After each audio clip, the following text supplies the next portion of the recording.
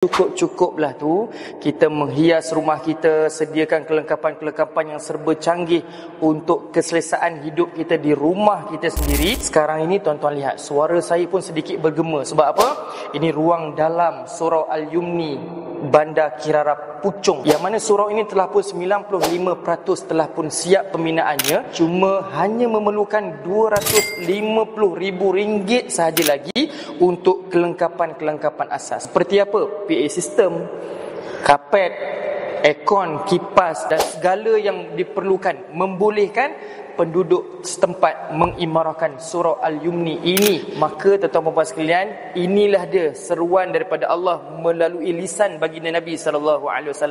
Sedekah jariah yang kita laksanakan ketika hidup kita ini itulah yang merupakan rezeki kita untuk pahala kita terus mengalir selama surau ini diimarahkan dan digunakan oleh penduduk setempat. Jadi tunggu apa lagi? Sekarang tempat untuk kita melabur saham akhirat. Klik link yang kami sediakan untuk anda segera menyumbang.